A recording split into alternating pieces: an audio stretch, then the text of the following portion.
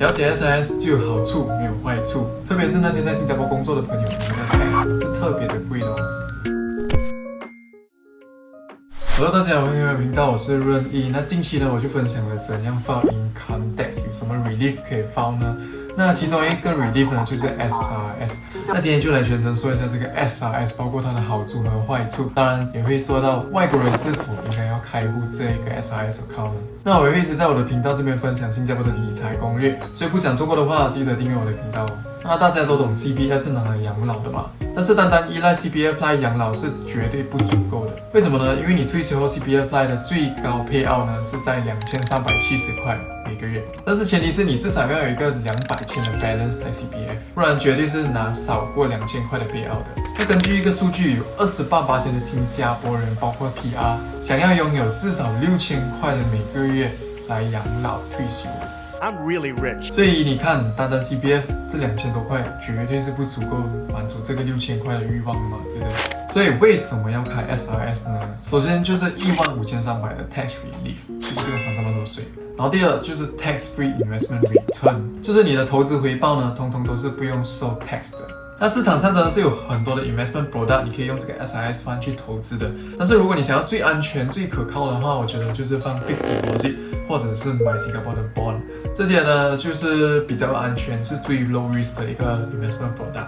那在不同银行开通这个 SRS account 呢，也是有不同的 charges 的。那这些 charges 呢，记得就是跟那些银行的顾问拿一下这个 charges 的 list 给你看，你就知道你买什么东西都会有一个收费的。因为如果你托付他们投资这个 SRS fund 呢，他们也会来收一个费用的。第三，如果你在退休年龄 withdraw 这个 SRS fund 的话，只有50%的 SRS fund 会被 tax 而已。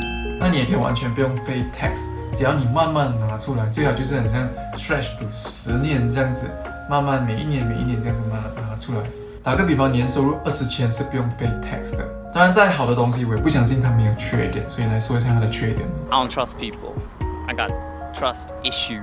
如果你提早拿出来的话，你的 fund 会被 tax 180千，还有加一个 5% penalty fee。所以放进 SRS 的钱真的是要三思而行，就是 spare 的钱你不会用到的。再来 SRS 的 account 也没有像 CPF 这么高的利息4%千，而 SRS 呢只有0.05%千的利息而已。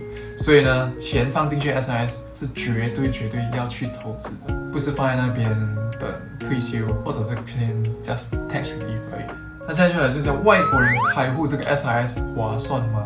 那在看的朋友，我觉得你应该问你自己一个问题：你是否打算长远居住在新加坡？就是未来10年以后你都会在新加坡，或者有打算转 PR 后在新加坡退休？因为这个 SRS account 始终是帮助你去退休的。所以呢，你可以看到提早拿这个 SRS account 出来是会有受罚款的。所以外国人开户这个 SRS account 呢，我觉得你真的是需要问一下你自己这一个问题。那第二，如果你的收入是超过40千的话，那真的是一定要开户这个 SRS account， 不然你的 tax 是真的非常的贵的。那你也不妨看一下我分享的这个 tax relief 的视频来深入了解一下这个工钱是怎样的 pay tax。那开户也非常简单，只要到任何一个新加坡银行开户就行了。甚至是在新加坡工作的外国朋友，你们都是可以来开户的。